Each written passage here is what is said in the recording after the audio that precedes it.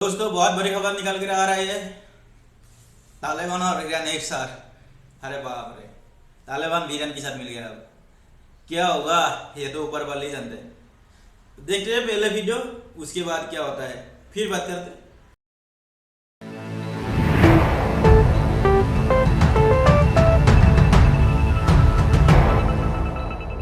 सलाम, नमस्ते, सत श्री अकाल। मैं हूं रजा और आप देख रहे हैं रजाग्राफी की अंतर्राष्ट्रीय प्राइम टाइम रिपोर्ट। ईरान और तालिबान के बीच कहा जाता था कभी दोस्ती नहीं हो सकती। शिया सुन्नी के बीच नफरत फैलाने वाले जो गिद्ध हैं उनके मुंह पर जोरदार तमाचा लग गया है। तालिबान की गवर्नमेंट ने खुद ऐलान किया है कि वो ईरान के चारबाहा पोर्ट में अच्छा खासा इन्वेस्ट करने को तैयार है। तालिबान पहले ही इंटरेस्ट दिखा चुका है कि ईरान के साथ वो मिलकर काम करने को तैयार हैं। और वैसे भी तालिबान ईरान के खिलाफ कुछ कर नहीं सकता क्योंकि चाइना पहले ही तालिबान के साथ है और ईरान, पाकिस्तान, तालिबान और चाइना इनका पहले ही गठजोड़ हो चुका है। तो कहने का मकसद ये है, जो शिया सुन्नी के बीच अभी भी भारत और पाकिस्तान में फसादात, चाहे मिंबर से बैठ के चाहे मिंबर से उतर के या आम लोगों में, हम लोगों में जो लोग जहरीले मौजूद हैं वो अपने मुंह पर गोबर मल लें। क्योंकि जब तालिबान जैसा कट्टर सोच वाला भी अपने आप को आगे बढ़ाने के लिए शिया और सुन्नी वाली नफरत को मिटाकर दोस्ती कर सकता है तो हम क्यों नहीं। उधर ईरान सर में दर्द दे ही रहा है।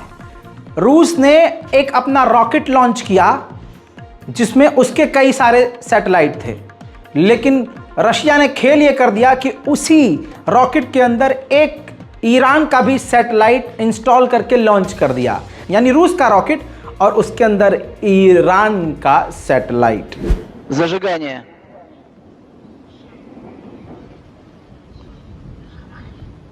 Предварительное.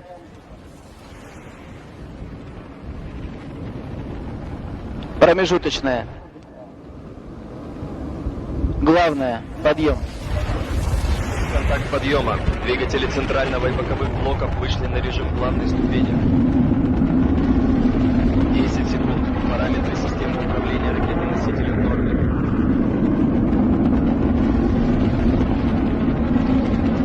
20 секунд. Двигатели первой и второй ступени работают нормально.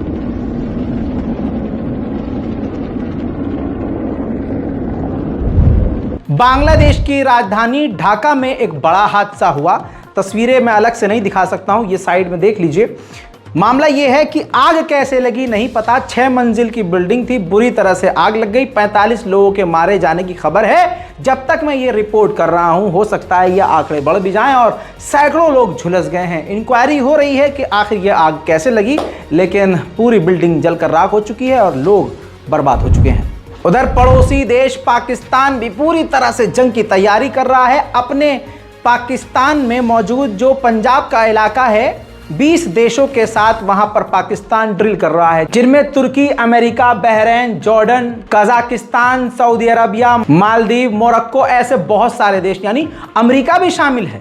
अब अगर मोदी सरकार में दम है तो अमेरिका के खिलाफ कुछ बोल कर दिखाएं कि हमारे दुश्मन के साथ ये लुप्पा चुप्पी क्या हो रही है भाई साहब। लेकिन यहां भाइयों बहना कुछ नहीं कह पाएंगे क्योंकि हमने मिट्टी का शेर पाला है।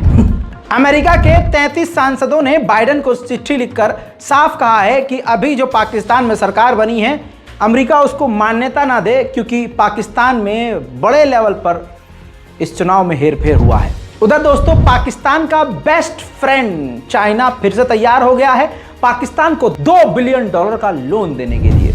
श्रीलंका से चीन अब नाराज हो गया है क्योंकि श्रीलंका ने पाबंदी लगा दी है कि अगले 1 साल तक हमारे पोर्ट पर कोई भी विदेशी जहाज नहीं आएगा, जिसकी वजह से चीन जो जासूसी भारत के खिलाफ करना चाहता था वो नहीं कर पा रहा है, जिसकी वजह से चाइना श्रीलंका से नाराज हो गया है।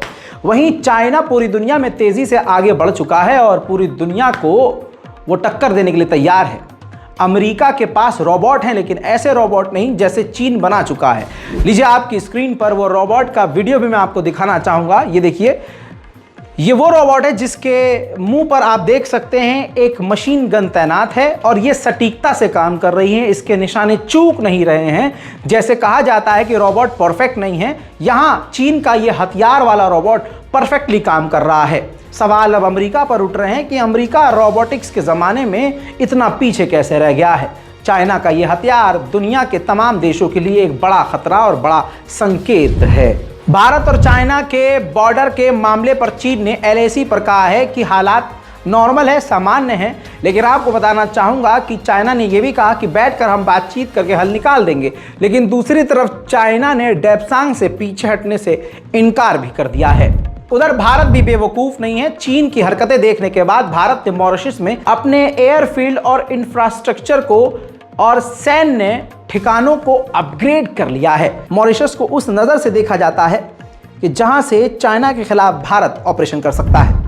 श्रीलंका ने चीन को एक और झटका देते हुए कांड ये कर दिया है कि चाइना के साथ श्रीलंका एक बड़ी डील करने वाला था, हाइड्रिक पावर जनरेटर की डील करने वाला था श्रीलंका चीन से, लेकिन एंड मूवमेंट पे वो डील श्रीलंका ने चीन से रद्द करके भारत से कर ली है। उधर भारत भी तेजी से कमर कस रहा है, हथियारों की तैयारी कर रहा है, हथियार बनाने की तैयारी कर रहा है। $3.36 बिलियन का अप्रूवल दे दिया है डिफेंस मिनिस्ट्री ने हमारे भारत की कि ब्रह्मोस मिसाइल बनाई जाए भारी मात्रा में, वो भी न्यूक्लियर कैपेबल, परमाणु मारक क्षमता करने वाली मिसाइलें ब्रह्मोस बनाई जाएं। उधर स्पेन भारत पर मेहरबान हो गया है और अगर ये मेहरबानी हो जाती है तो भारत बहुत मजबूत हो जाएगा। कैसे? स्पेन अपने देश की सबसे खतरनाक और सबसे ताकतवर सबमरीन भारत को सबसे कम कीमत पर देने को तैयार हो गया है। उधर आतंकी संगठन खालिस्तान के लीडर पन्नू ने धमकी दी है कि इंडियन एम्बेसडर को कनाडा में कत्ल कर दिया जाएगा। हालांकि कनाडा पूरी तरह से सतर्क है और भारत सरकार पूरी तरह से रेड अलर्ट पर है। अमेरिका के टेक्सास में भयंकर जंगल की आग लगी। हालात इतने खराब हुए कि पूरा स्टेट खाली करवाया गया। खबर यह भी है कि उसी जगह पर न्यूक्लियर वेपन स्टोरेज, जहां पर न्यूक्लियर हथियार अमेरिका रखता था टेक्सास में, उसको भी खाली करा लिया गया है। चंद तस्वीरें आपके सामने जिससे साबित होगा कि कितना बुरा हाल हो गया है।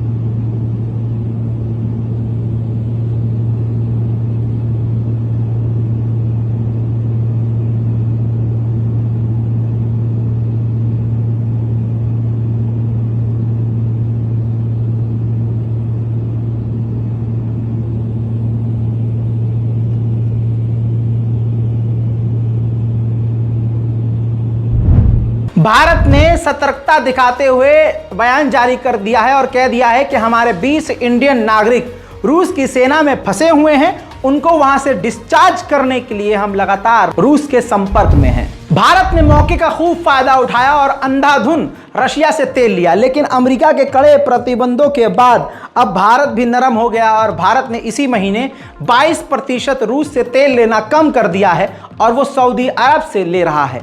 और अब भारत कोशिश कर रहा है कोई और देश ऐसा मिले जो हमें तेल दे। रशिया से अब दूरी बना रहा है भारत। कनाडा के डिफेंस मिनिस्टर ने ऐसी बात कह दी है जिससे अब रशिया भड़क सकता है।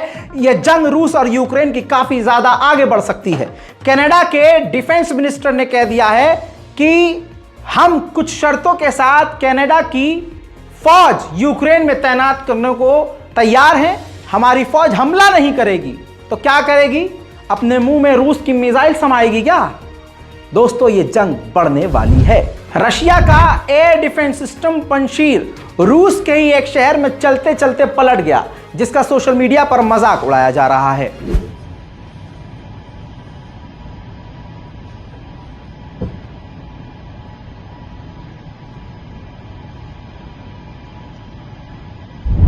रशिया शाहिद ड्रोन का इस्तेमाल कर रहा है। यूक्रेन के सैनिक मशीन गन से उस शाहिद ड्रोन को डिस्ट्रॉय भी कर रहे हैं।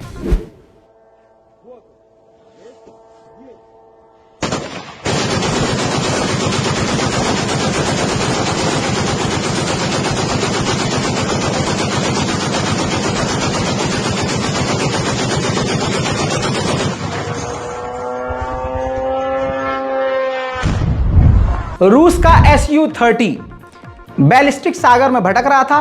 फ्रांस के जहाजों ने उस रूस के Su-30 को खदेड़ा। तस्वीरें सामने हैं।